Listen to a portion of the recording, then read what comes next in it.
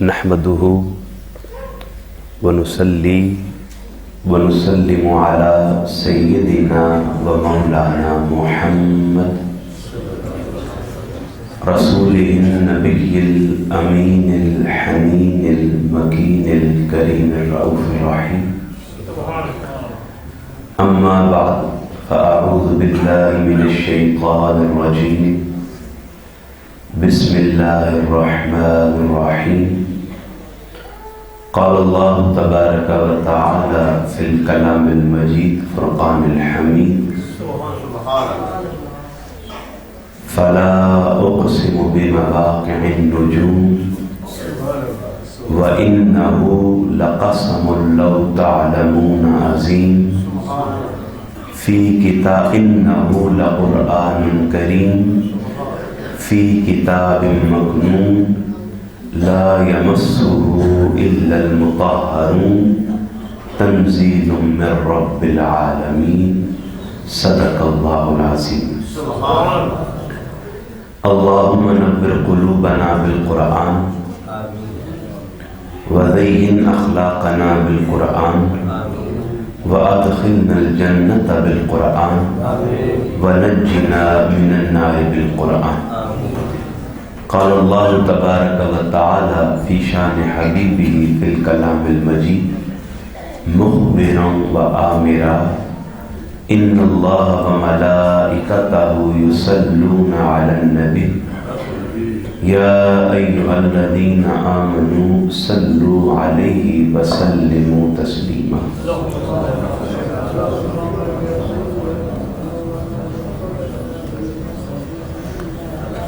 ٹھنڈا پانی اتنی جلدی آگ کو نہیں بجھاتا. ٹھنڈا پانی اتنی جلدی آگ کو نہیں بجھاتا جتنی جلدی میرے آقا پر پڑا ہوا درود انسان کے گناہوں کو مٹاتا. توجہات کو مجتمع کیجئے، عجز کے ساتھ، انکساری کے ساتھ اپنی زبانوں کو رسول کریم کے ذکر پاک کے ساتھ معطر کیجئے اور والہانہ حاضری کریم آقا کی بارگاہ میں پیش کیجئے.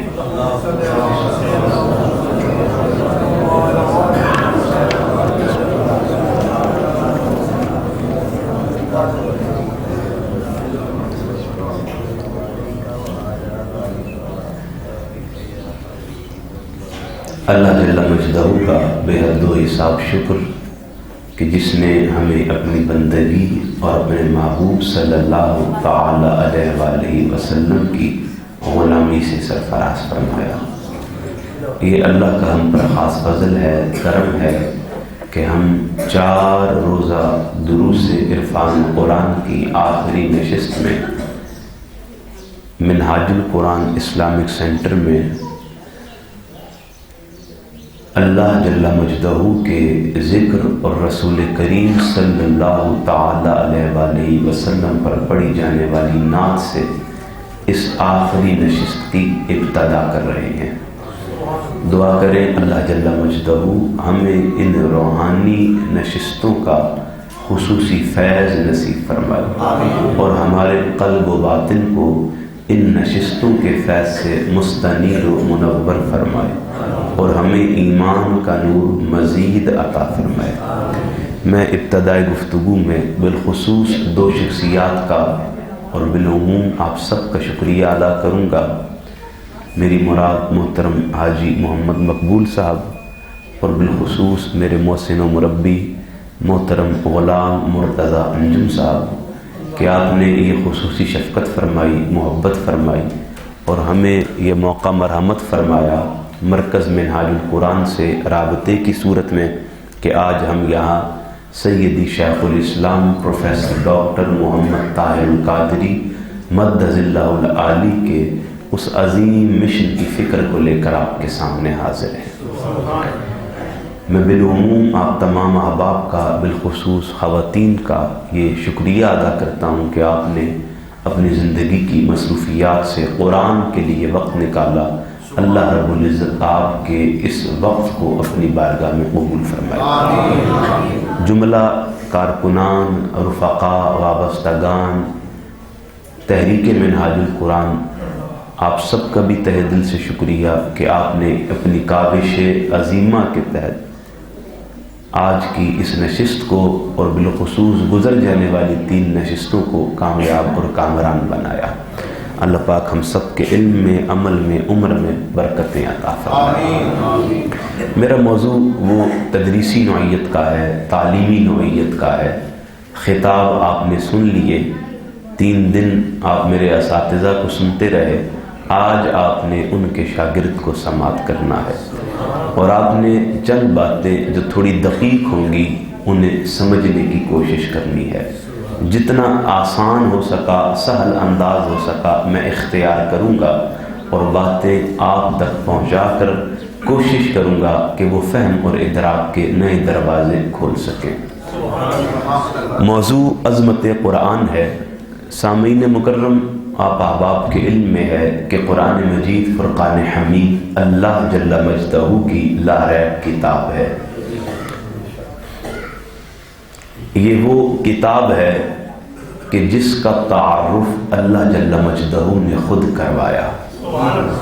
دنیا کا کوئی لکھنے والا ہو، وہ کتنا ہی کمال کا لکھتا ہو، اس کی تحریر اپنے لفظوں کی صورت میں بولتی ہو، اور اس تحریر کو پڑھنے والا اپنے اندر نت نئی تبدیلیاں محسوس کرتا ہو، وہ لکھنے والا کتنے ہی پائے کا عالم کیوں نہ ہو، اس لکھنے والے کو اللہ نے کتنا کمال ہی کیوں نہ عطا کیا ہو، ان سب کی لکھی ہوئی کتابوں کی حیثیت، حقیقت یہ ہے کہ ان کتابوں کے تعارف کے لیے جو اشخاص سامنے آئیں گی وہ اس کی بارگاہ سے عبودیت کا لباس پہن کر آ رہی ہوں گی، لیکن قرآن کو اللہ جل مجدہ نے یہ مقام عطا کیا ہے کہ اس کے تعارف کو اللہ رب العزت نے خود بیان فرمایا ہے۔ اقبال کہتے ہیں آن کتاب زندہ قرآن حکیم، حکمت او لا یزال است و قدیم، کہ یہ وہ لازوال کتاب ہے جس کا فلسفہ کبھی فرسودہ نہیں ہوا، جس کی فکر کبھی پرانی نہیں ہوئی، یہ ہر دور کے تقاضوں سے ہم آہنگ اور کامل و اکمل کتاب ہے کہ اس کتاب کو تھامنے والا وہ کسی بھی زمانے سے تعلق رکھتا ہو، وہ کسی بھی علاقے سے تعلق رکھتا ہو، وہ کسی بھی مذہب کا ماننے والا ہو، جب وہ اس کتاب کے ساتھ تمسک کرتا ہے اور ایمان سے اس کا دل منور ہو جاتا ہے، اقبال فرماتے ہیں کہ جو اس کتاب کو تھام لیتا ہے اللہ اس کتاب زندہ کی برکت سے اس کی دنیا اور آخرت کو سنوار دیتا ہے۔ تو سامعین مکرم، اس کی عظمتوں کا اندازہ اس بات سے لگائیے گا کہ اللہ جل مجدہ نے سب سے پہلے اس کتاب کو عظیم کہا، پھر عظیم کہنے کے لیے بھی اللہ رب العزت نے قسم کھائی، پھر اس اٹھائی جانے والی قسم کو بھی اللہ رب العزت نے عظیم کہا۔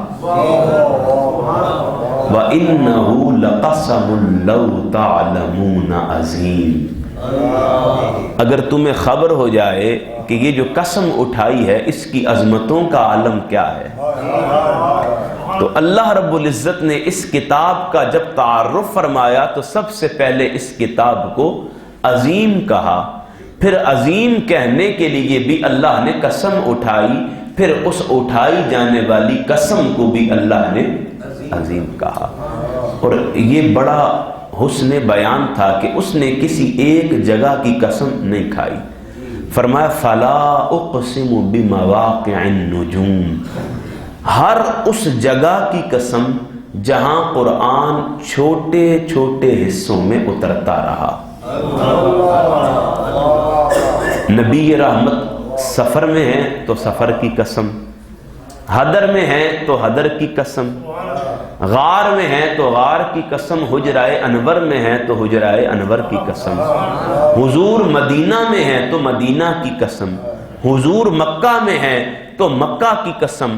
اب جہاں جہاں قرآن اترتا چلا جاتا تھا اللہ اس مقام کی قسم کھاتا چلا جاتا تھا۔ قرآن میں فرمایا فلا اقسم بمواقع النجوم، مصطفیٰ ہر اس مقام کی قسم جس مقام کی نسبت آپ کے وجود مسعود سے ہوئی اور میں نے اس مقام پر قرآن اتارا، تو مصطفیٰ جس جگہ آپ کو آپ کے وجود کی نسبت حاصل ہو گئی، میں نے وہاں قرآن اتارا اور آپ کی نسبت سے اترنے والے قرآن کی اس جگہ پر قسم کھائی۔ تو اللہ جل مجدہ نے اس کتاب کے تعارف کو بھی کس قدر عظیم بنایا۔ سامعین مکرم، دنیا کا ایک اصول ہے، دنیا کی کوئی کتاب ہو اس کتاب کو نام دنیا والے دیتے ہیں، یا بعض لوگ اس کو مختلف ناموں سے پکارتے ہیں۔ اکثریت ایسا ہوتا ہے کہ کتاب کا نام کتاب میں موجود نہیں ہوتا، کتاب کا نام کتاب میں موجود نہیں ہوتا۔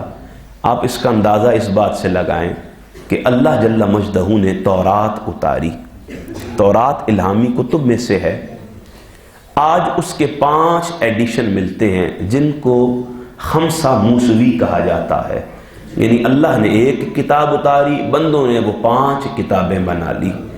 آپ باریک بینی کے ساتھ اس کتاب کا مطالعہ کریں، ورق پلٹتے چلے جائیں، آپ کو ان 5 کتابوں میں کہیں اس کتاب کا نام نہیں ملے گا۔ آپ انجیل اٹھائیں، موجودہ زمانے میں انجیل کے 4 ایڈیشن موجود ہیں جنہیں اناجیل 4 کہا جاتا ہے۔ آپ وہ کتاب پڑھتے چلے جائیں، ورق الٹتے چلے جائیں، آپ کو کہیں بھی اس کتاب میں اس کتاب کا نام نہیں ملے گا۔ حالانکہ تورات بھی الہامی کتابوں میں سے ہے، انجیل بھی الہامی کتابوں میں سے ہے، مگر ان کتابوں میں ان کا نام موجود نہیں ہے۔ لیکن قرآن کو اللہ نے یہ عظمت و شان عطا کی، یہ رفعت اور بلندی عطا کی کہ اللہ نے ایک تو اس کتاب کو الہامی کتاب بنایا، پھر اس کتاب کو اپنے محبوب کے سینہ اطہر پر اتارا۔ صرف اتنا ہی نہیں، جب اس کتاب کے نام کی باری آئی تو اللہ نے قرآن میں قرآن کہہ کر اس کتاب کو 70 مرتبہ پکارا۔ 70 ٹائمز اللہ رب العزت نے اس کتاب کو قرآن میں قرآن کہہ کر پکارا ہے۔ اور آپ اس کا انداز بیان دیکھیے گا، کہیں قرآن میں اللہ رب العزت نے فرمایا انہو لقرآن کریم، کہیں فرمایا بل ہوا قرآن مجید، کہیں فرمایا شہر رمضان الذی انزل فیہ القرآن، اور کہیں فرمایا افلا یتدبرون القرآن۔ یہ اس کا انداز دیکھیں کہ اس نے اس کتاب کو صرف الہامی نہیں بنایا بلکہ اس کے نام کو بھی الہامی بنایا، منزل من اللہ بنایا۔ کیا تورات اس کی کتاب نہیں تھی؟ جو بندہ یہ کہہ دے وہ بھی کافر۔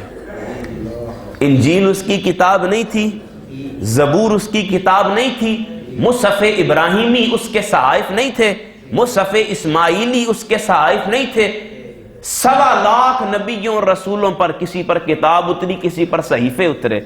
کسی صحیفے میں جو آج موجود ہے بیروت میں چلے جائیں، لبنان میں، اور کسی کتاب میں جن کے 5 یا 4 ایڈیشنز بھی موجود ہیں، ان کے نام نہیں ملتے۔ قرآن وہ الہامی کتاب ہے جس کا نام بھی اللہ نے الہامی رکھا۔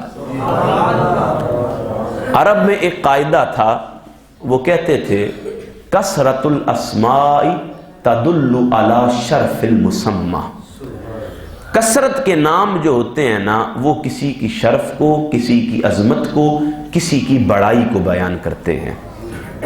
یعنی میں کہوں حسن بھائی کو، حسن عادل بھی ہے، صالح بھی ہے، مصلح بھی ہے، محسن بھی ہے، منصف بھی ہے۔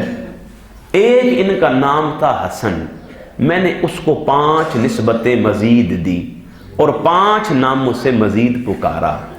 ان 5 ناموں سے جو میں نے انہیں پکارا ہے، کیا وہ ان کے نام تھے؟ بولیں، کیا وہ ان کے نام تھے؟ نہیں، لیکن میں نے جو ان کے نام کے سوا 5 نسبتیں خصائص کی صورت میں، فضائل کی صورت میں، محامد کی صورت میں، محاسن کی صورت میں ان کی تعیین کرتے ہوئے بیان کی ہیں، وہ نام تو ہیں مگر وہ نام ان کے شرف کو، ان کی بزرگی کو، ان کی برتری کو، ان کی بڑائی کو بیان کر رہے ہیں۔ تو عرب میں یہ طریقہ تھا کہ وہ جب کسی کو بزرگ بناتے تھے، کسی کو اعلیٰ بناتے تھے، کسی کو افضل بناتے تھے، کسی کو برتر بناتے تھے، تو ایک اس کے نام کے سوا اسے کثیر نام عطا کر دیا کرتے تھے۔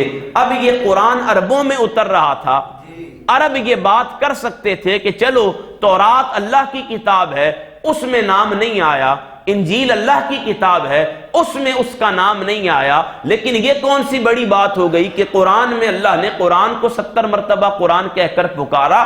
یہ ہمارے یہاں اہمیت کی بات نہیں ہے، ہمارے یہاں تو بزرگی کی بات یہ ہے کہ قرآن کے علاوہ کوئی نام ہوتے تو اللہ جل مجدہ کی عظمتوں پر، اللہ جل مجدہ کی رفعتوں اور بلندیوں پر، اور قرآن کے ساتھ اس کی محبت پر، اور صاحب قرآن کے ساتھ تعلق پر قربان جائیے گا کہ اللہ جل مجدہ نے جن لوگوں میں قرآن اتارا وہ ان کا مزاج جانتا تھا، وہ ان کی طبیعت جانتا تھا، وہ ان کی فطرت سے واقف تھا، وہ ان کی جبلت سے آگاہ تھا، اس لیے اس نے فقط قرآن کو قرآن کہہ کر قرآن میں 70 مرتبہ نہیں پکارا، بلکہ قرآن کے علاوہ قرآن کو 55 نام دے کر مزید قرآن کو پکارا۔ کہیں اس قرآن کو فرقان کہا کہ حق و باطل میں فرق کرنے والی، کہیں اس کتاب کو ذکر کہا کہ اس کا ذکر بیان کرنے والی، کہیں اس کتاب کو رحمت کہا، کہیں واعظ کہا، کہیں اس نے اس کتاب کو حکیم کہا، کہیں اس کتاب کو بیان کہا، کہیں الکلام کہا، کہیں اس نے اس کتاب کو شفا کہا، کہیں اس کتاب کو ہدا ہدایت کہا، کہیں اس نے اس کتاب کو احسن الحدیث کہا۔ تو 55 سے زیادہ نام ہیں جو اللہ رب العزت نے اس کتاب عظیم کو قرآن میں، اور وہ نام اس قرآن کی عظمتوں کو، اس کے خصائص کو، اس کے فضائل کو بیان کر رہے ہیں۔ تو سامعین مکرم، ہماری آج کی گفتگو وہ لفظ قرآن پر دلالت کرتی ہے۔ کس پر؟ قرآن پر۔ دیکھیں عربی میں 2 چیزیں معروف ہیں، ایک جامد اور ایک مشتق۔ کسی بھی اسم کو یا کسی بھی نام کو جب ہم سمجھنے کی کوشش کرتے ہیں نا تو سب سے پہلے یہ تفریق کر لیتے ہیں کہ یہ جامد ہے یا یہ مشتق ہے۔ بعض لوگ اس کو غیر مشتق بھی پڑھتے ہیں۔ جامد اور مشتق میں ایک فرق ہوتا ہے۔ جامد وہ ہے کہ جس سے آگے کوئی شے نہیں بنتی، جیسے ہم کہتے ہیں ابراہیم، ابراہیم سے آگے کچھ حرف گرائیں تو پیچھے بھی کچھ نہیں بچتا۔ لیکن آپ کہتے ہیں حامد، تو حامد سے آگے محمود بنتا ہے، پیچھے محمد بنتا ہے، اور اسی حامد سے حمد بھی بنتا ہے۔ تو جمہور کا موقف ہے کہ قرآن مشتق ہے، اور مشتق ہونے کے اعتبار سے لغوی مادہ اس کے 4 بنتے ہیں۔ پہلا مادہ اشتقاق بنتا ہے قرأ، دوسرا مادہ اشتقاق بنتا ہے قرأنا، تیسرا مادہ اشتقاق بنتا ہے قراءتن، اور چوتھا مادہ اشتقاق بنتا ہے قرائن۔ کتنے مادے بنتے ہیں؟ 4 مادے۔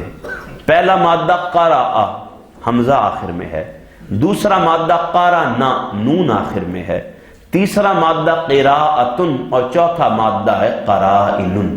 اب ہم نے یہ 4 مادہ اشتقاق سمجھنے ہیں، اور ہم نے پھر آپ سے اجازت لینی ہے۔ یہ جو 4 مادہ اشتقاق ہیں یہ اس کی لغوی تفسیر کو بیان کر رہے ہیں۔ اگر ہم دیکھیں کہ قرآن قرأ سے ہے تو قرأ کا معنی بنتا ہے 2 اعتبار سے، جمع ہونا یا جمع کرنا، جمع ہونا یا جمع کرنا۔ جیسے عربی میں یہ کہاوت مشہور تھی، وہ کہتے تھے قرأ الماء فی الحوض، کہ حوض میں پانی جمع ہوا یا حوض میں پانی جمع کیا، یعنی اس نے حوض میں پانی جمع کیا یا حوض میں خود پانی جمع ہوا۔ یہ دونوں باتیں قرأ کے لفظ پر دلالت کرتی ہیں۔ اس اعتبار سے قرأ کے دو معنی بنتے ہیں۔ پہلا معنی یہ ہے وہ کتاب جسے جمع کیا گیا، اور وہ کتاب جس میں سب کچھ جمع کیا گیا۔ کتنے معنی بنتے ہیں؟ دو۔ پہلا معنی بنتا ہے قرأ کی لغوی تفسیر کے مطابق وہ کتاب جسے جمع کیا گیا، یا وہ کتاب جس میں سب کچھ جمع کر دیا گیا۔ اگر اس کا پہلا معنی مراد لیں تو پہلے معنی سے جو بات ہمارے سامنے آتی ہے وہ قرآن کے جمع و تدوین کے الہامی ہونے کی طرف آتی ہے، کہ قرآن وہ کتاب ہے جس کا جمع کیا جانا بھی حکم ربی تھا۔ دیکھیں، جب نبی رحمت کا مبارک زمانہ تھا تب قرآن اس مصحف کی کتابی صورت میں موجود نہیں تھا۔ آپ کو بات سمجھ آ رہی ہے؟ اس وقت قرآن اس کتابی صورت میں موجود نہیں تھا۔ قرآن کس صورت میں تھا؟ بعض صحابہ کو قرآن یاد تھا، بعض اس کے حافظ تھے۔ بعض صحابہ نے قرآن اونٹوں کی ہڈیوں پر لکھ رکھا تھا، بعض صحابہ نے قرآن پتھروں پر لکھ رکھا تھا، بعض صحابہ نے بڑے بڑے پتوں پر لکھ رکھا تھا، اور بعض صحابہ نے قرآن کو چمڑے کی کسی کھال پر لکھ رکھا تھا۔ اب قرآن مختلف حالتوں میں موجود تھا، وہ ایک جگہ جامع صورت میں، مصحف کی صورت میں، کتاب کی صورت میں موجود نہیں تھا۔ نبی رحمت کے مختلف صحابہ کاتب تھے، اللہ جب وحی فرماتا رسول کریم انہیں لکھوا دیا کرتے تھے، وہ اپنے اپنے پاس لکھ کر رکھتے۔ انس بن مالک آئے، وحی اتری، انہوں نے کچھ حصہ لکھ لیا۔ ابو ہریرہ آئے، وحی اتری، انہوں نے کچھ لکھ لیا۔ عبداللہ ابن عباس آئے، وحی اتری، انہوں نے کچھ لکھ لیا۔ عبداللہ ابن زبیر آئے، وحی اتری، انہوں نے کچھ لکھ لیا۔ مولا علی المرتضیٰ آئے، وحی اتری، انہوں نے کچھ لکھ لیا۔ اب صحابہ مختلف حالتوں میں قرآن لکھتے تھے، بعض اپنے حافظے میں قرآن کو محفوظ رکھتے تھے، پھر غزوات ہوتے رہے، غزوات میں حفاظ صحابہ شہید ہوتے رہے، کئی 800 صحابہ، کئی 1000 صحابہ، کئی 10,000 صحابہ شہید ہوئے، اور یہ شہادتوں کا سلسلہ جاری رہا۔ نبی رحمت کا زمانہ ظاہراً ختم ہوا، ابو بکر الصدیق کا زمانہ خلافت آیا، قرآن اسی انداز میں رہا۔ عمر فاروق کا زمانہ آیا، قرآن اسی انداز میں رہا۔ عثمان ذو النورین کا زمانہ آیا۔ اب وہ وقت تھا کہ جب اسلام چین کی ساحلی پٹی پر دستک دے رہا تھا، بحیرہ ہند میں داخل ہو چکا تھا، رومنز امپائر سرنگو ہو چکی تھی، پرشین امپائر پر اسلام کا پرچم لہرا رہا تھا۔ اب صحابہ کے پاس تاجر آتے تھے مختلف علاقوں سے، مختلف ثقافتوں کے حامل، وہ صحابہ کے پاس مکہ و مدینہ میں آتے، ان کے عادات سے، اخلاق سے، کردار سے، ان کے ظاہری لباس سے، ان کے اعمال سے، ان کے حسن سلوک سے متاثر ہوتے، کلمہ پڑھ کر اسلام قبول کر جاتے۔ اب وہ عبداللہ ابن زبیر سے کلمہ پڑھتے، ان کے پاس جو صحائف ہوتے وہ انہیں عطا کر دیتے، وہ صحیفے جا کر اپنے پاس جمع کر لیتے اور قرآن یاد کرنے لگ جاتے۔ عبداللہ ابن زبیر سے اسلام قبول کیا، جو ان کے پاس تھا وہ محفوظ ہو گیا۔ عبداللہ ابن عمر کے پاس جو تھا ان کے پاس سے اسلام قبول کیا، وہ محفوظ کر لیا۔ علی المرتضیٰ سے کلمہ پڑھا، جو ان کے پاس تھا وہ لے کر چلے گئے۔ اب قرآن جامع انداز میں نہیں تھا، لیکن چار دانگے عالم میں پھیل چکا تھا، تو نبی رحمت کے زمانے کے بالمتصل خلافت کا زمانہ پانے والے ابو بکر و عمر و عثمان کے زمانہ خلافت میں اسلام بلندیوں کو، عروج کو، کمال کو پہنچ چکا تھا، اور 40 لاکھ مربع میل پر اسلام کا پرچم لہرا رہا تھا، مگر قرآن کتابی صورت میں موجود نہیں تھا۔ سیدنا عثمان نے عبداللہ ابن عمر کو بلایا، عبداللہ ابن عباس کو بلایا، حضرت عبداللہ ابن زبیر کو بلایا، علی کو بلایا، صحابہ کو بٹھا کر ایک شورا بنائی، قرآن کو ہڈیوں سے لیا، پتھروں سے لیا، پتوں سے لیا، چمڑے کی کھالوں سے لیا، اور جمع کرتے کرتے ایک مصحف کی صورت میں یہ قرآن بنا کر رکھ دیا۔ تو اللہ جل مجدہ نے قارآ یہ قرآن سے نکالا ہے، اور جب ہم کہتے ہیں کہ قارآ کا معنی ہے وہ کتاب جسے جمع کیا گیا، تو حضرت عثمان ذو النورین تک نبی کے زمانے سے جتنا قرآن جمع ہوا تھا وہ حکم الہی تھا، امر الہی تھا، وہ اللہ کے امر سے تھا۔ بات سمجھ آئی آپ کو؟ تو اگر ہم کہتے ہیں لغوی اعتبار سے قرأ کا ایک معنی یہ ہے وہ کتاب جسے جمع کیا گیا، تو اس اعتبار سے بھی یہ مہر تصدیق ثبت کرتا ہے نبی رحمت کے زمانے سے عثمان ذو النورین کے زمانے تک جمع و تدوین کے مرحلے سے گزرنے والے قرآن پر۔ اس میں کسی خارجی عمل کی کوئی گنجائش نہیں۔ یہ جو کچھ بھی ہوا کس کے حکم سے ہوا؟ کتنی بڑی بات ہے۔ دوسرا معنی ہم نے کیا کیا؟ بولیں۔ جس میں سب کچھ۔ امام ابو علی علیہ رحمہ اور امام راغب اصفہانی علیہ رحمہ آپ فرماتے ہیں المفردات میں کہ اللہ تعالیٰ کی نازل کردہ کتابوں میں سے اس کتاب کو قرآن کہنا اس وجہ سے ہے کہ اللہ جل مجدہ نے اس کتاب لا ریب میں پچھلی الہامی کتابوں کے علم کو، ثمرات کو، مطالب کو، مفاہیم کو جمع کر دیا۔ کیا کر دیا؟ اور قرآن خود اس بات کو بیان کرتا ہے سورہ النحل میں۔ رب کریم نے فرمایا وَنَزَّلْنَا عَلَيْكَ الْكِتَابَ تِبْيَانًا لِكُلِّ شَيْءٍ، کہ ہم نے ہر شے کو اس کتاب میں بیان کر دیا۔ یہ جو لِكُلِّ شَيْءٍ ہے نا، اسے سمجھیے گا۔ یہ شے کا لفظ لغوی اعتبار سے دو فلسفوں پر دلالت کرتا ہے۔ کتنے فلسفوں پر؟ مادی اور غیر مادی۔ یہ کائنات میں ایگزسٹ کرتے ہیں دونوں فلسفے، کہ کائنات دونوں چیزوں سے وجود میں آئی ہے، مادی بھی اور غیر مادی بھی۔ تو اللہ رب العزت نے فرمایا تبیانا لکل شیء، کہ اس کتاب میں اس نے ہر شے کو بیان کر دیا۔ اور کس انداز میں کیا؟ وتفصیل کل شیء، صرف بیان نہیں کیا بلکہ ہر شے کی تفصیل کو اللہ رب العزت نے اس کتاب میں بیان فرمایا ہے۔ تو سامعین مکرم، دو فلسفے کائنات میں ایگزسٹ کرتے ہیں کہ یہ کائنات مادی بھی ہے اور غیر مادی بھی ہے۔ ہمارا جسم مادی وجود بھی ہے اور غیر مادی وجود بھی ہے۔ اچھا، مادی کسے کہتے ہیں؟ یہ مادی ہے۔ اور غیر مادی کیا ہوتا ہے؟ جیسے آپ ہوا کہہ لیں، بعض لوگ پانی کو اس میں شامل کر لیتے ہیں۔ جس فلسفے کو بھی آپ مادہ اور غیر مادہ قرار دیں گے، قرآن کہتا ہے کہ تم انسان ان دونوں فلسفوں سے خالی نہیں ہو، تمہارے اندر مادی اور غیر مادی دونوں فلسفے پائے جاتے ہیں۔ تمہارا علم دونوں سطحوں پر اسی نہج کو پہنچ چکا ہے کہ تم مادی اور غیر مادی فلسفے میں پڑے ہو۔ قرآن کہتا ہے کہ تم اگر مادی اشیاء کو مانتے ہو، قرآن میں ان مادی اشیاء کا علم بھی موجود ہے، اور جنہیں تم غیر مادی کہتے ہو، قرآن میں ان غیر مادی اشیاء کا بھی ذکر۔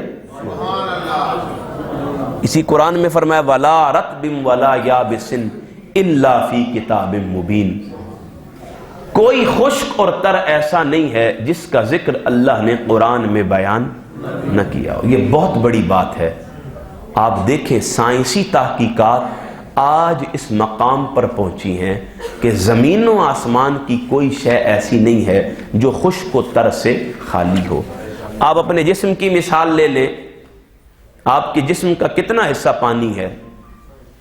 70% حصہ، وہ پانی خون بھی ہے۔ آپ کے جسم کا کتنا حصہ؟ آپ کا دماغ چلتا ہی پانی پر ہے، آپ کو معلوم ہے، شوگر پر اور پانی پر۔ وہ کہے دماغ کا پانی خشک ہو گیا تو بندہ گیا۔ تو جسم کا کتنا حصہ پانی پر ہے؟ 70%، اور 30% کیا ہے؟ خشکی پر۔ ظاہراً ہے کہ اس کا ہم تعبیر کریں۔ اس طرح زمین کی مثال لے لیں، زمین کا کتنا فیصد حصہ پانی پر ہے؟ 70% حصہ، اور 30% حصہ زمین کا خشکی پر ہے۔ اب آپ اندازہ کریں کہ قرآن مجید فرقان حمید کی یہ آیت قرآنی اعجاز اور فصاحت و بلاغت کی دلیل اتم ہے کہ کائنات ارضی و سماوی کا کوئی وجود ایسا نہیں ہے جو خشک اور تر سے خالی ہو۔ آپ نباتات لے لیں، جمادات لے لیں، حیوانات لے لیں، آپ کائنات ارضی و سماوی کی کوئی شے لے لیں، آپ اللہ کا عرش لے لیں، وہ اپنی شان کے لائق پانی پر ہے، زمین لے لیں وہ خشکی پر ہے، پانی پر ہے، کائنات ارضی و سماوی میں کوئی شے، وہ جمادات ہوں، نباتات ہوں، حیوانات ہوں، جنات ہوں، انسان ہو، کوئی شے بھی خشک و تر سے خالی نہیں ہے۔ عالم پست و بالا کی کوئی شے خشک و تر سے خالی نہیں ہے۔ تو اللہ جل مجدہ نے فرمایا رطب ولا یابس، لوگوں تمہارے نزدیک جو خشک ہے اس کا بھی ذکر قرآن میں ہے، جو تر ہے اس کا ذکر بھی قرآن میں موجود ہے۔ کوئی شے بھی قرآن کے فلسفہ سے خالی، قرآن کے علم سے خالی، ہر شے کا علم کس میں موجود ہے؟ یعنی اس کی شان اور عظمت کا عالم یہ ہے۔ سامعین مکرم، آج کوئی بچہ وہ میڈیکل سائنسز پڑھتا ہو، وہ فزیکل سائنسز پڑھتا ہو، وہ اسٹرونومی پڑھتا ہو، وہ بایولوجی پڑھتا ہو، وہ کیمسٹری پڑھتا ہو، وہ فزکس پڑھتا ہو، وہ علم الریاضی پڑھتا ہو، وہ کوئی علم دنیا کا پڑھتا ہو، ہر علم کی اصل اس قرآن میں موجود ہے۔ علامہ ابن برہان فرماتے ہیں ما من شیء فہو فی القرآن او فیہ اصلہ، ہر شے اور ہر شے کا علم قرآن میں موجود ہے، یا ہر شے کی اصل قرآن میں، یعنی قرآن کی علم میں کوئی شے بھی اس علم سے باہر نہیں ہے۔ اور یہ ایک اللہ کی خاص عطا ہے۔ دیکھیں آپ اہل علم بیٹھے ہیں، ہماری بہنیں آپ بیٹھے ہیں، اللہ رب العزت نے اس کتاب میں ہر شے کو جمع کر دیا ہے۔ آپ کو معلوم ہے قرآن مجید میں اللہ رب العزت نے ایک غیر نبی کے واقعے کو بیان کیا اور اپنی بارگاہ سے کسی کتاب کے علم کا ذکر کیا کہ اس کے پاس کتاب کا کچھ علم تھا، اور اس کی شان و عظمت کا عالم یہ تھا، اس کے جسمانی تصرفات کا عالم یہ تھا، اس کی طاقت اور کمال کا عالم یہ تھا، اس کی رفتار کا عالم یہ تھا، اس کا اپنے وجود پر تصرف یہ تھا کہ وہ نبی سیدنا سلیمان کی خدمت میں بیٹھا ہے اور آپ سے کہتا ہے اے سلیمان، آپ کی پلک جھپکنے سے پہلے میں ملکہ بلقیس کا تخت آپ کی خدمت میں حاضر کر دوں گا۔ تو لوگوں، اللہ نے اسے کسی کتاب کا علم دیا تھا، وہ کتاب کون سی تھی؟ قرآن بیان نہیں کرتا، نبی رحمت کے مبارک فرمودات بیان نہیں کرتے، مگر وہ جو بھی کتاب تھی، اس کا جو بھی درجہ تھا، اس کتاب کے علم رکھنے والے کا تصرف یہ تھا، طاقت یہ تھی، اختیار یہ تھا، کمال یہ تھا، اپنے وجود پر اس کی دسترس یہ تھی کہ وہ زمانی و مکانی معاملات میں قوت اور دسترس رکھتے ہوئے سلیمان علیہ السلام کی پلک جھپکنے سے پہلے ملکہ بلقیس کا تخت حاضر کر دیتا تھا۔ تو جن لوگوں کو اللہ نے اس کتاب لا ریب کا علم عطا کیا ہے، اس قرآن کا علم عطا کیا ہے، اس کی فصاحت کا علم عطا کیا ہے، اس کی بلاغت کا علم عطا کیا ہے، انہیں اس کتاب لا ریب پر کمال عطا کیا ہے، پھر اندازہ کریں کہ ان کی عظمتوں کا عالم کیا ہوگا، ان کی رفتوں کا عالم کوئی تصور میں لا سکتا ہے؟ نبی رحمت کے صحابی ہیں عبداللہ ابن عباس، انہیں حبر الامہ کہا جاتا ہے، ترجمان القرآن کہا جاتا ہے۔ ان کی شان اور عظمت کیا تھی؟ نسبت فیض رسالت کیا تھا؟ آپ فرمایا کرتے تھے لوگوں سنو، لو دا علی اقال بعیر لوجدتہ فی کتاب اللہ، اگر میرے اونٹ کی رسی بھی گم جائے نا تو میں اپنے گھر کی چیزیں الٹ پلٹ نہیں کروں گا، کسی دوسرے سے پوچھوں گا نہیں کہ تو نے میرے اونٹ کی رسی دیکھی ہے یا نہیں۔ عبداللہ ابن عباس فرماتے تھے میں قرآن کھولوں گا، قرآن سے اپنے اونٹ کی رسی بھی تلاش کر لوں گا۔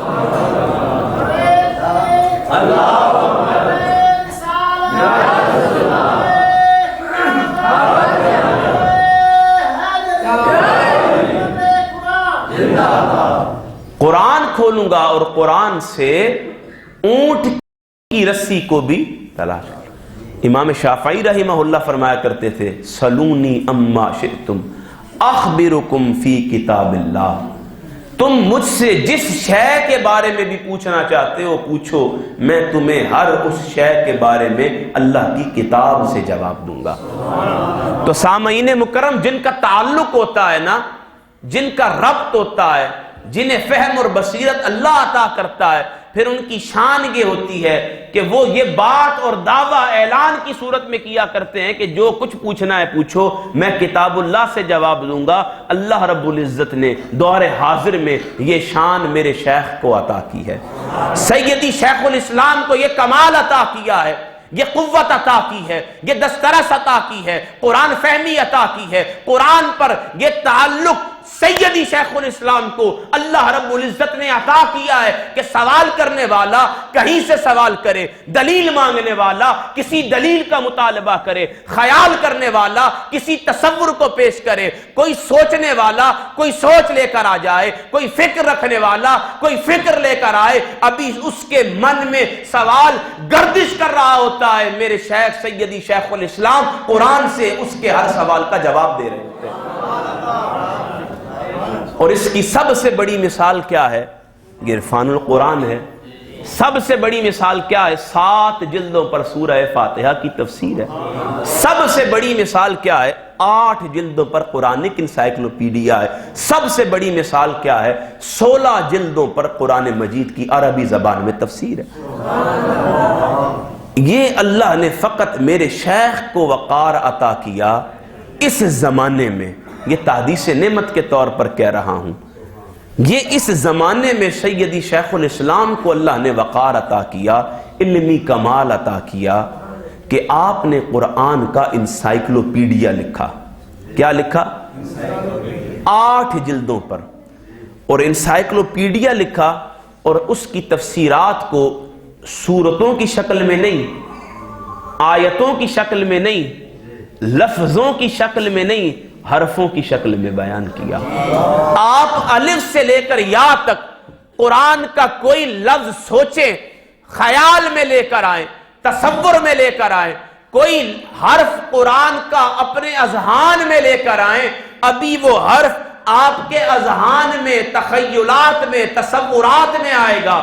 آپ انسائکلوپیڈیا کھولیں، اس حرف پر انگلی رکھیں، سیدی شیخ الاسلام کو اللہ نے یہ تباہر علمی عطا کی کہ آپ نے امت کو یہ جامع قرآن اس صورت میں عطا کیا کہ حرف آپ کے خیال میں آئے گا، آپ انسائکلوپیڈیا کھول کر اس حرف پر انگلی رکھیں گے، وہ حرف اپنا ما قبل بھی بیان کر رہا ہوگا، اپنا ما بعد بھی بیان کر رہا ہوگا، وہ اپنا شان نزول بھی بیان کر رہا ہوگا، شان ورود بھی بیان کر رہا ہوگا۔ تو فرمایا قرأ، وہ کتاب جسے جمع کیا گیا، یا وہ کتاب جس میں سب کچھ، حرف سوچتے جائیں، وہ حرف بھی آپ کو ما قبل اور ما بعد کی پوری رودات سنا رہا ہوگا۔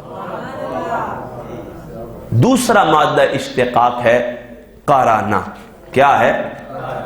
قرانا۔ قرانا کہتے ہیں اکٹھا کرنے کو، ملانے کو۔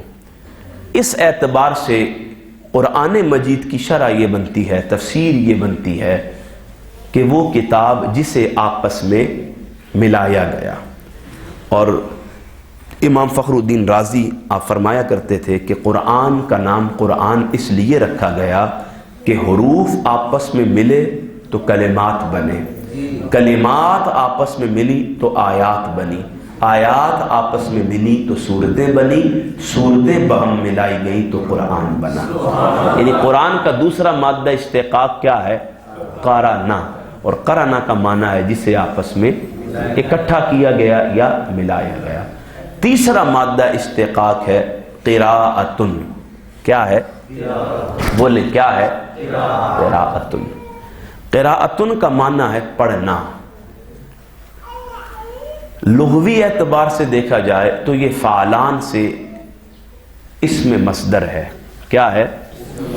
فعلان سے۔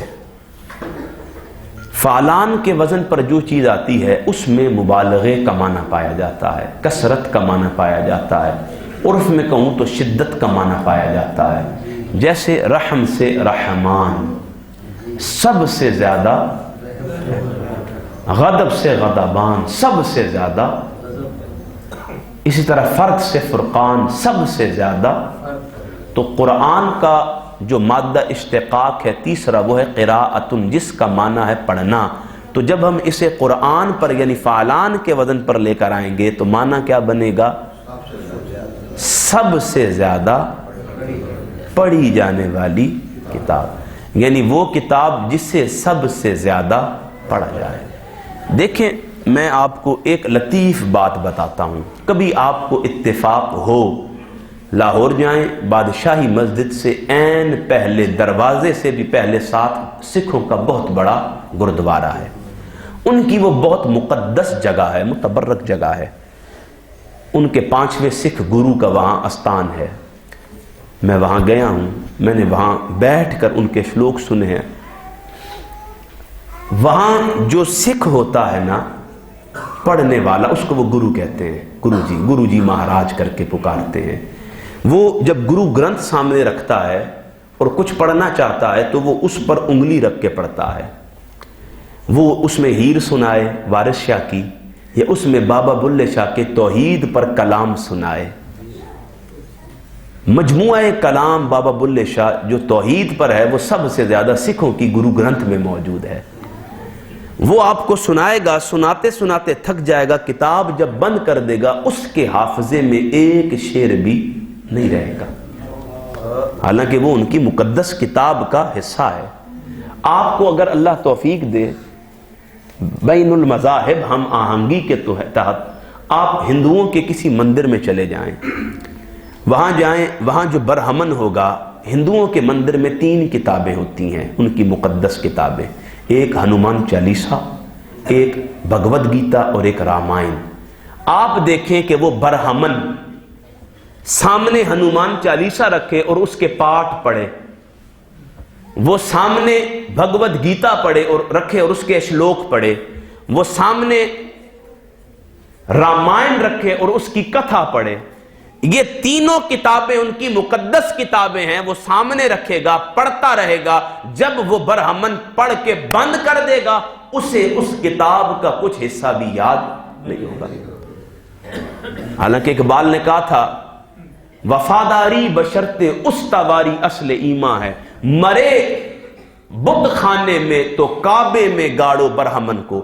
یعنی برہمن کا اپنی کتاب سے، اپنے مذہب سے ایسا پختہ تعلق ہوتا ہے، اس کا گھر بھی مندر میں ہوتا ہے، اس کا کنبہ بھی مندر میں رہتا ہے. وہ ساری عمر مندر کی خدمت کرتا ہے، صبح اٹھ کے گھنٹیاں بجاتا ہے، مر جاتا ہے گھنٹیاں بجاتا رہتا ہے، اس مندر کی چوکھٹ سے باہر نہیں جاتا.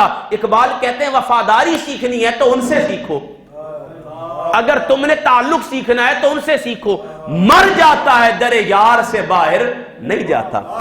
تو ان ہندوؤں کی جو 3 مقدس کتابیں ہیں وہ جب تک سامنے ہیں پڑھتے ہیں، بند ہو جاتی ہے انہیں اس میں سے کچھ یاد نہیں ہوتا. اللہ آپ کو بیت المقدس لے جائے، یہودیوں کے پاس بیت المقدس سے تھوڑا آگے جائیں دیوار گریا ہے. یہودی مذہب کا ہر ربی ٹوپی سر پر پہن کر دیوار گریا سے سر مار رہا ہوگا، ہاتھ میں اس کے تورا ہوگی، پڑھ رہا ہوگا. جب تورا بند کرے گا اسے تورا کا ایک چیپٹر بھی یاد نہیں ہوگا. آپ تھوڑا پہلے بیت المقدس سے آپ کو کرسچنز کا بہت بڑا گرجا ملے گا. آپ وہاں چلے جائیں اور وہاں کسی بشپ کو دیکھیں، وہ بائبل پڑھ رہا ہوگا، بند کرے گا، ہاللویا کا پاٹھ کرے گا، اسے بائبل میں سے کچھ یاد نہیں ہوگا. لیکن قرآن کی عظمتوں پر، رفتوں پر، بلندیوں پر، عظمتوں پر میں قربان کیوں نہ جاؤں کہ نبی رحمت کے زمانے میں صحابہ شہید ہوتے رہے، تابعین کے زمانے میں تابعین شہید ہوتے رہے، تبا تابعین، متابعت تابعی پانے والے، متابعت رکھنے والے، تابعین کی متابعت رکھنے والے، تبا تابعین شہید ہوتے رہے، اسلام کے سلف صالحین شہید ہوتے رہے، اکابرین شہید ہوتے رہے، صلحائے امت شہید ہوتے رہے. بغداد میں جب تاتاریوں نے حملہ کیا، ایک طرف دجلہ کے کنارے علوم متداولہ، درسیات اور قرآن کی کتب کی سیاہی بہتی تھی، دوسری طرف مسلمانوں کا خون بہتا تھا. رحم مادر کو چیر کر بچوں کو ذبح کیا گیا، ماؤں کے سامنے نسلوں کو تاخت اور تاراج کیا گیا، قرآن یاد کرنے والے قاریوں کو شہید کیا گیا، ان کے سر کاٹ کے کھوپڑیوں کے مینار بنائے گئے. لیکن خدا کی عزت کی قسم قیامت آ جائے گی، قرآن تب بھی سینوں میں محفوظ تھا اور ہمیشہ سینوں میں محفوظ رہے گا.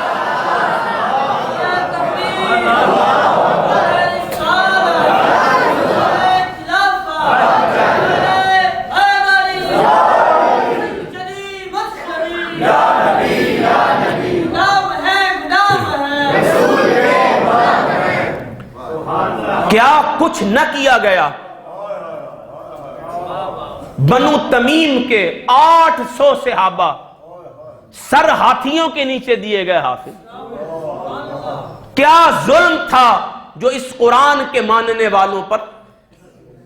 دنیا کا کوئی ستم ایسا نہیں ہے، کوئی ظلم ایسا نہیں ہے، کوئی زیادتی ایسی نہیں ہے.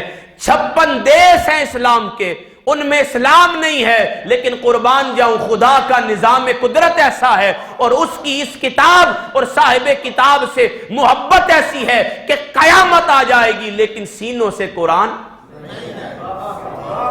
ہماری بچیوں کو دیکھیں قرآن پڑھتی ہیں، وہ ربی، وہ بشپ، وہ برہمن، وہ بدھزم سے، جین مذہب سے تعلق رکھنے والا، وہ سکھ مذہب کو ماننے والا گرو اپنی کتاب کو اس حیثیت اور تقویت کے ساتھ نہیں پڑھتا. صبح ہوتی ہے ماں قرآن پڑھتی ہے، رات ہوتی ہے نماز کے بعد قرآن پڑھتی ہے.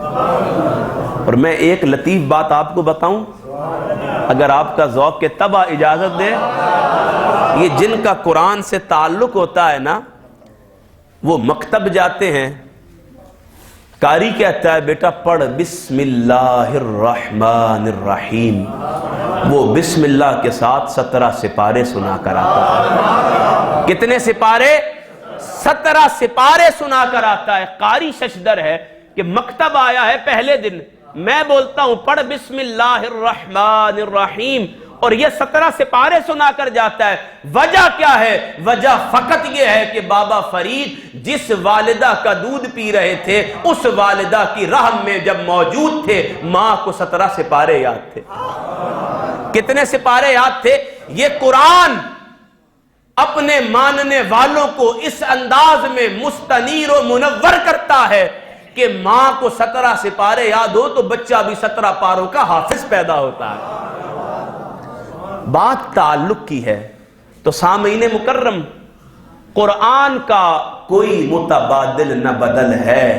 قرآن ہر عقدہ دشوار کا حل ہے. قرآن مصدق بھی، مطہر بھی، مبی بھی. قرآن کے حفاظ میں جبریل امین ہے. تو آپ دیکھیں، فرمایا قرآن کا تیسرا مادہ اشتقاق کیا ہے؟ قراءتن، پڑھنا. اور یہ فعلان کے وزن پر ہے، یعنی ایسا پڑھنا کہ پڑھتے پڑھتے مر جانا لیکن قرآن پڑھنا نہیں چھوڑنا. چوتھا مادہ اشتقاق وہ ہے قرائن. یہ قرینہ کی جمع ہے. اس کے 3 معنی ہیں. ایک معنی ہے علامت، ایک معنی ہے نشانی، اور ایک معنی ہے دلیل. کتنے معنی ہیں؟ ایک معنی ہے علامت، ایک نشانی اور ایک دلیل. ہماری بیٹیاں دل میں پکارا کریں. تو کتنے معنی ہیں اس کے؟ 3. یہ تینوں معنی قرآن مجید کی حقانیت کو بیان کر رہے ہیں. کس کو بیان کر رہے ہیں؟ قرآن مجید فرقان حمید یہ وہ لاریب کتاب ہے جس کی ہر آیت دوسری آیت کے مدعا کو، مفہوم کو، اس کی دلیل کو بیان کر رہی ہے. اس کے مفہوم کو، مدعا کو اور دلیل کو بیان کر رہی ہے. دنیا کی کوئی کتاب آپ لے لیں، آپ شیخ الاسلام کی کوئی کتاب اٹھا لیں تو شیخ الاسلام کی بھی کتاب میں دلیل کوئی بیرونی تحقیق ہوتی ہے. ایسا ہے. آپ کسی سائنسدان کی کتاب اٹھا لیں، ان کی جو تصنیف ہوتی ہے نا وہ کسی بیرونی تحقیق اور دلیل کا مفہوم ہوتی ہے. ان کی کتاب خود سے دلیل نہیں بنتی، وہ کسی واقعے کی طرف اشارہ کرتی ہے. یعنی اسے کسی خارجی دلیل کی، قربان جاؤں قرآن کو کہ جسے کسی خارجی دلیل کی ضرورت. اس کی ہر آیت دوسری آیت کے لیے دلیل بھی بن رہی ہے، نشانی بھی بن رہی ہے، علامت بھی بن رہی ہے. سائنس کہتی ہے 2021 تک یہ بات مسلم تھی کہ جو بندہ بھی آم کھاتا ہے چونکہ آم میں فرکٹوس لیول سب سے زیادہ ہوتا ہے، اس لیے یہ انسولین ریزسٹنس کو سب سے زیادہ بڑھاتا ہے، اور شوگر کا سب سے بڑا موجب آم بنتا ہے۔ 2021 تک یہ تحقیق تھی، 2021 ہی میں یہ سائنس کی تحقیق آئی اور میڈیکل سائنسز نے بتایا کہ آم کھانے سے شوگر نہیں بڑھتی، آم کھانے سے شوگر نہیں۔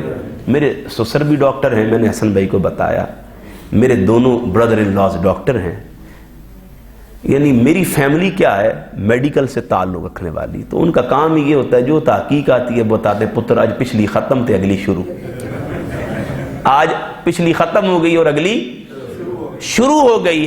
تو سائنس کے مطابق تحقیقات رہتی ہیں تجربے تک، جب تجربے پر نئی بات آ جاتی ہے، پچھلا تجربہ، پچھلی دلیل، پچھلی تحقیق، پچھلی تصنیف وہ رد کر دی جاتی ہے۔ لیکن قربان جاؤں، سائنس ترقی کرتے کرتے جس مقام کو پہنچ جائے، جس سیارے پر قدم رکھے، جس علم کی دسترس کو پالے، جس مقام منتہا پر قدم رکھے، سائنس قدم رکھے گی، میرے مصطفیٰ کریم پر اترنے والا قرآن وہاں پہلے سے روشنی دے رہا ہوگا، وہاں پہلے سے روشن ہوگا، چاند کی روشنی سے زیادہ اس مقام پر جہاں سائنس لاکھوں سالوں کی ٹریولنگ کرنے کے بعد، تحقیق کے بعد پہنچے گی، قرآن پہلے سے وہاں۔ کیوں کہ قرآن کا یہ سب سے بڑا دعویٰ اس قرآن کی عدم مثلیت کی سبب ہے کہ قرآن کی کوئی شے مثل نہیں ہے، نہ قرآن کی کوئی شے مثل ہے، نہ صاحب قرآن کی کوئی شے مثل ہے۔ میں اپنے وقت سے 1 منٹ بھی زیادہ نہیں لوں گا۔ جب مجھے مائک دیا گیا تو 5:55 ہو رہے تھے، کتنے ہو رہے تھے؟ اور میں نے حاجی صاحب کیا کہا تھا، 1 گھنٹہ 12 منٹ میں گفتگو کروں گا، یہی کہا تھا۔ تو آپ میں سے کسی نے مجھ سے ناراض نہیں ہونا، پرچی وقت محدود ہے کہ نہیں دینی، مسکرائیے، آپ لکھنؤ میں ہیں، مسکریم آقا فرماتے ہیں کسی کو مسکرا کے دیکھنا بھی صدقہ ہے۔ تو میں نے اپنا ٹائم پورا کرنا ہے، آپ سے 1 لمحہ بھی زیادہ نہیں لینا، اگر آپ چاہیں گے تو کچھ آپ کو دے دیں گے۔ سامعین مکرم، قرآن اور صاحب قرآن کوئی شے بھی ان کے مثل نہیں ہے۔ صحابہ کرام نے دیکھا حضور وصال کے روزے رکھتے تھے، انہوں نے روزے رکھنا شروع کر دیے۔ وصال کے روزے کیا ہے، نہ کھایا نہ پیا، نہ سحری کی نہ افطاری کی، روزہ رکھ دیا، روزہ ختم ہوا پھر روزہ رکھ دیا۔ نبی رحمت نے دیکھا کچھ دنوں بعد یہ چلتے ہیں تو لڑک جاتے ہیں، ہاتھ ان کے کانپتے ہیں، پریشانی ان کے جسم سے ظاہر ہے۔ وجہ کیا ہے؟ حضور آپ کی طرح روزے رکھتے ہیں، چونکہ آپ روزے رکھتے ہیں۔ حضور نے فرمایا ایکم مثلی، تم میں سے کون میری مثل ہو سکتا ہے؟ تو جس طرح صاحب قرآن کے کوئی مثل نہیں ہے، اسی طرح صاحب قرآن کے سینے پر اترنے والے قرآن کی بھی مثل کوئی نہیں ہے، قرآن کی بھی مثل کوئی نہیں ہے۔ لیکن بعض لوگوں کو یہ زوم ہوتا ہے، یہ گمان ہوتا ہے، یہ خیال ہوتا ہے کہ یار شاید کوئی شے قرآن کی مثل ہے۔ وہ لوگ بڑے تھے، رسول کریم کے زمانے میں بھی ایسے ارذل پائے جاتے تھے۔ رسول کریم کو اللہ رب العزت نے فرمایا اے میرے مصطفیٰ انہیں ذرا جمع تو کر، اور انہیں جمع کرنے کے بعد میرا پیغام سنا، قل اے محبوب تو ان سے فرما دے لَإِنِ اجْتَمَعَتِ الْإِنسُ وَالْجِنُّ عَلَىٰ أَن يَأْتُوا بِمِثْلِ هَٰذَا الْقُرْآنِ لَا يَأْتُونَ بِمِثْلِهِ۔ اے میرے مصطفیٰ آپ ان سے فرمائیں کہ تم جنوں کو جمع کر لو، ایک طرف انسانوں کو جمع کر لو۔ دیکھیں ظاہراً جنوں کا تصرف ہم سے زیادہ ظاہراً زیادہ ہے، وہ کسی بھی وجود کی صورت اختیار کر سکتے ہیں، ظاہراً ان کی عمریں زیادہ ہیں۔ حضرت سلیمان کے زمانے سے اب تک جن زندہ ہیں کئی۔ شاہ بختانوس جو جنوں کا بادشاہ ہے، اگر آپ نے کسی کے موکلات کی خبریں دیکھی ہوں یا اس کے پاس بیٹھے ہوں تو وہ آپ کو یہ راز سنائے، جنوں کی لاکھوں سال عمریں ہوتی ہیں، بڑی بڑی عمر کے مالک ہوتے ہیں، ان کو اللہ رب العزت نے تصرفات زیادہ دیے ہیں، ان کا جسم لطیف ہے، ثقیل نہیں ہے، وہ کسی بھی جسم کی صورت اختیار کر سکتے ہیں، ان کا علم زیادہ ہے، ان کی عمریں زیادہ ہیں، ان کی طاقت زیادہ ہے، ان کے تصرفات زیادہ ہیں، ان کا کمال زیادہ ہے۔ اللہ رب العزت نے فرمایا اے میرے مصطفیٰ آپ ان سے کہہ دیں کہ ایک پلڑے میں جنوں کو جمع کر لو اور ایک پلڑے میں انسانوں کو جمع کر لو۔ انسان بڑا بڑا علم رکھنے والا پیدا ہوا، غیر نبی آپ دیکھیں، وہ غیر نبی ہے، پرواز بھی کرتا ہے، وہ زمین پر بیٹھ کر خبریں بھی آگے پیچھے کی دیتا ہے، اس کو اللہ رب العزت نے غیر نبی ہو کر بھی بڑا کمال عطا کیا ہے۔ رسول کریم نے اللہ کا چیلنج دیا اور فرمایا اگر تم اپنے دعووں میں سچے ہو نا، پھر ایسا کرو، ایک طرف جنوں کو ملاؤ، ایک طرف انسانوں کو ملاؤ، پھر آپس میں سر جوڑ کر بیٹھ جاؤ، اپنے علم ملاؤ، اپنی عمریں ملاؤ، اپنے کمالات ملاؤ، اپنی طاقتیں ملاؤ، جسمانی تصرفات ملاؤ، اپنے جسم کا کل ملکہ ملاؤ، پھر ایسا کرو کہ آپس میں مل کر سر جوڑ کر دھن کر بیٹھ جاؤ اور قرآن کی مثل ایک قرآن لے کر آ جاؤ، قرآن کی مثل ایک قرآن لے کر آ جاؤ۔ رسول کریم سے فرمایا ایسا نہیں کر سکتے، چلے تھوڑا چھوٹا چیلنج دیتے ہیں۔ اچھا ایسا نہیں کرتے تو اللہ رب العزت نے سورہ ہود میں فرمایا اے نبی آپ ان سے کہہ دیں، فرما دیں قُلْ فَأْتُوا بِعَشْرِ سُوَرٍ مِثْلِي، اگر پورا قرآن نہیں لا سکتے تو چلو اس قرآن کی 10 صورتیں لے کر آ جاؤ۔ اچھا 10 صورتیں بھی نہیں لا سکتے، فرمایا وَإِن كُنتُمْ فِي رَيْبٍ مِّمَّا نَزَّلْنَا عَلَىٰ عَبْدِنَا فَأْتُوا بِسُورَةٍ مِّن مِّثْلِهِ، اگر تم قرآن نہیں لا سکتے، 10 صورتیں نہیں لا سکتے، تو پھر ایسا کرو کہ اس قرآن میں جو رسول محتشم کے سینہ اطہر پر سب سے چھوٹی صورت میں نے کوثر اتاری ہے، تم اپنی عمریں ملاؤ، اپنے تجربے ملاؤ، اپنے کمال ملاؤ، اپنے ہنر ملاؤ، اپنے فلسفے ملاؤ، اپنا جمی علم ملاؤ، جسمانی طاقتیں ملاؤ، تصرفات ملاتے چلے جاؤ، کمالات ملاتے چلے جاؤ، سب کچھ ملا کر سمندر کو سیاہی بناؤ، زمین کو ورق بناؤ، اس پر لکھنا شروع کر دو، تم مرتے مر جاؤ گے، قرآن کی کوثر کی مثل صورت نہ لا سکو گے۔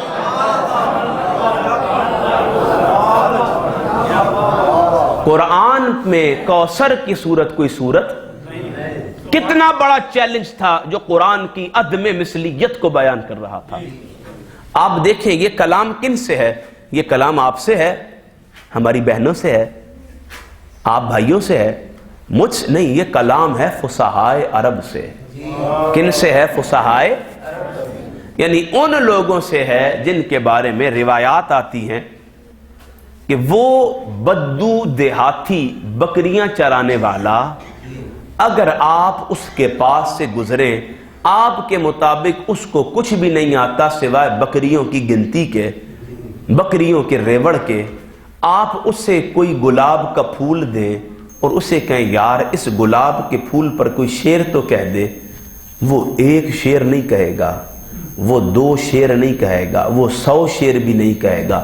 ادھر جو شعراء کی عمریں لگ جاتی ہیں نا دیوان لکھنے میں، وہ بدو دیہاتی آپ کے مطابق جاہل اس 1 گلاب کے پھول پر پورا دیوان لکھ دے گا۔ ان کو اپنی زبان پر اتنا کمال حاصل تھا، اتنا ملکہ حاصل تھا، اتنا فصاحت اور بلاغت پر انہیں عروج حاصل تھا۔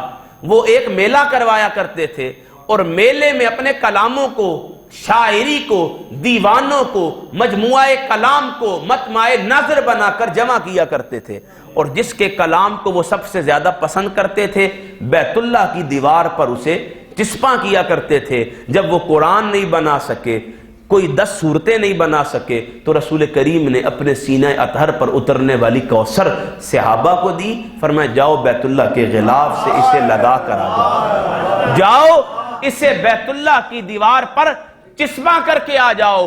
وہ عرب کے فصحاء، بلاغت کا ملکہ رکھنے والے، وہ عرب کے شعراء، کلام پر دسترس رکھنے والے، وہ عرب کے شعراء، معانی پر، بدیع پر، بیان پر قوت رکھنے والے، فن گویائی کے ملکہ و ماہر لوگ، جن کو فصاحت و بلاغت پر ناز تھا اور وہ اپنے سامنے اجمیوں کو پانی کم سمجھا کرتے تھے، رسول کریم نے فرمایا صحابہ جاؤ، جو میرے سینے پر کوثر اتری ہے نا، اسے کعبے کی دیوار پر چسپاں کر کے آ جاؤ۔ اب وہ سارے شعراء جو پتھروں کو سنائیں تو پتھر ان کے شعر سن کر جھوم جائیں، وہ پہاڑ پر شعر پڑھیں تو پہاڑ ہلنے لگ جائے، وہ درختوں کو سنائیں تو درختوں کے پتے لہلہانے لگ جائیں۔ یہ ان کی زبان کا کمال اللہ نے انہیں عطا کیا تھا۔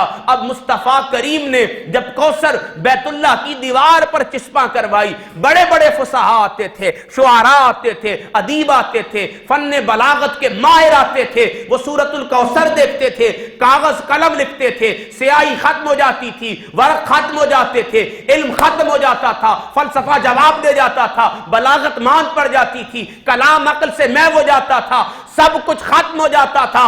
عاجز آ کر کہتے تھے یہ کسی بندے کا کلام نہیں ہو سکتا، یہ کلام رحمان کا ہو سکتا ہے اور سینہ صاحب قرآن کا ہو سکتا ہے۔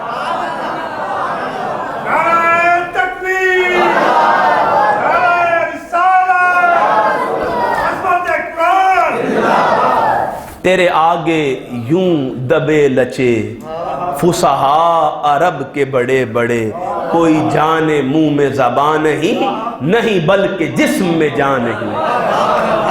وہ فصاحت و بلاغت کا ملکہ رکھنے والے مصطفیٰ کریم کے صحابی کے آگے بھی گونگے ہو جایا کرتے، ان سے تو بلال نہیں دیکھا جاتا تھا، تو نبی کا جمال کیا دیکھا جانا تھا۔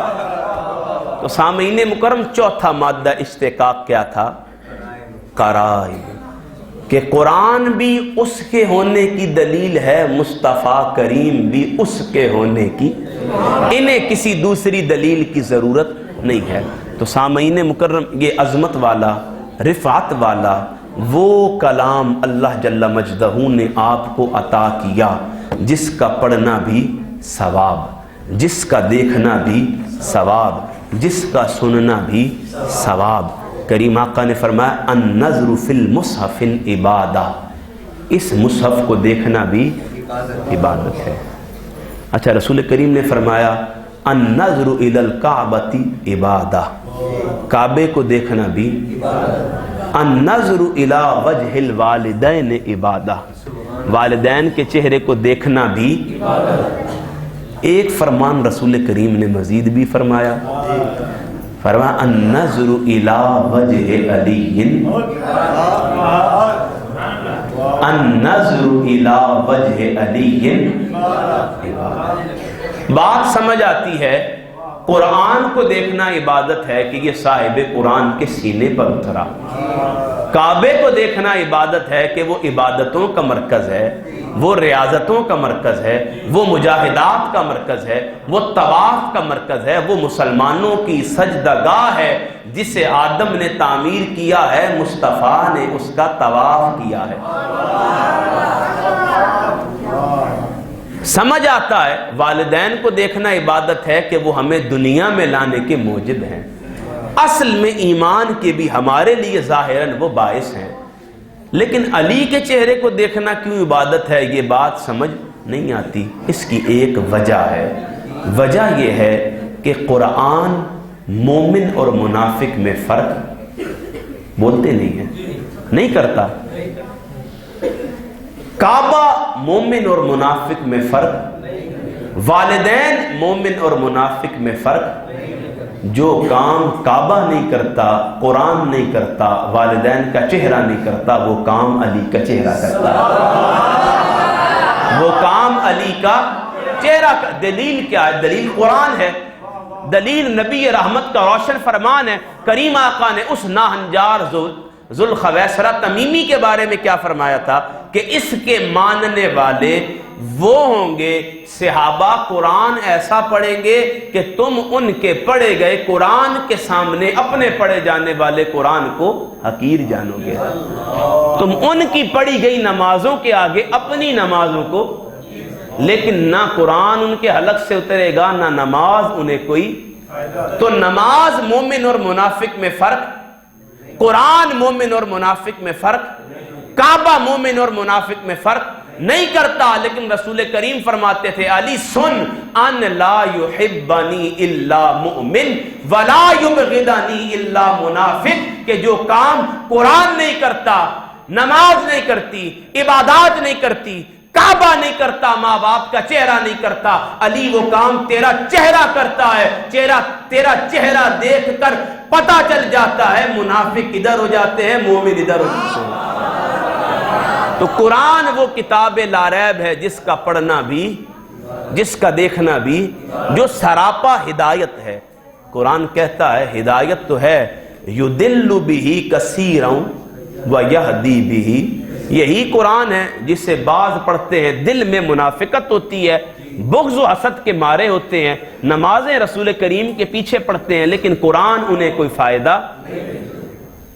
और बाद ऐसे हैं कि होते करन में हैं, ताल्लुक कुरान और साहिब कुरान से होता है, मुस्तफ़ा उन्हें खैरुत ताबईन फरमा देते हैं। करीब नहीं हैं, माँ की वजह से करीब नहीं है लेकिन मुस्तफ़ा के करीब हैं। जब मुस्तफ़ा की कुर्बत में हैं, कुरान की कुर्बत में हैं, तो क्या अल्लाह के रसूल ने मकाम अता किया, उन्हें खैरुत ताबईन करार दिया। जितने भी ताबईन आए उनमें सबसे बेहतरीन करार दिया। तो सामईन मुकर्रम, कुरान सरापा हिदायत है लेकिन हर एक के लिए नहीं। यही कुरान है जिसमें अल्लाह रब्बुल इज़्ज़त ने हिदायत का मरजा और मंबा हुक्मन इरशाद फरमाते हुए तलकीन की, फरमाया इहदिनस सिरातल मुस्तकीम, लोगों सिरात मुस्तकीम की तरफ आओ और मुझसे सिरात मुस्तकीम का, अच्छा किन के सिरात का, सिरातल लज़ीना अनअमता अलैहिम, उन लोगों के रास्ते का सवाल करो जिन पर मैंने, अच्छा वो इनाम याफ्ता बंदे कौन है, कुरान ने उसको बयान कर दिया और 4 तबकात पर उन्हें मुनक़सिम किया।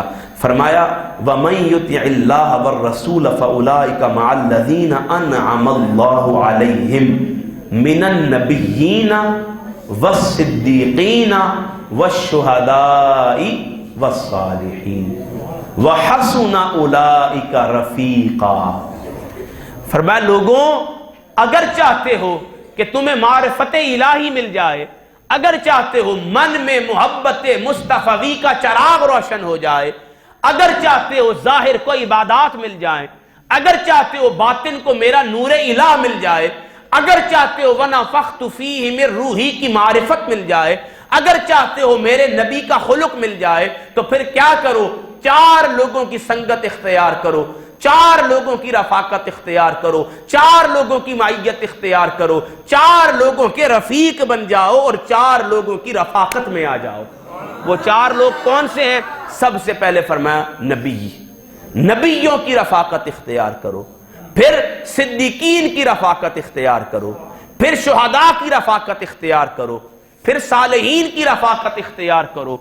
कुर्बान जाऊं, अल्लाह ने इनकी रफाकत का जिक्र करके फरमाया वहासुना, सबसे बेहतरीन रफाकत इन लोगों की है, सबसे बेहतरीन माइयत इन लोगों की है, सबसे बेहतरीन संगत इनकी है। इनकी संगत में आने वाला संग तरा हो जाता है, इनकी संगत में आने वाला निजात पा जाता है, इनकी संगत में आने वाला दारैन में फलाह पा जाता है। किनकी? नबियों की, सिद्दीकीन की, शुहदा की, सालिहीन की।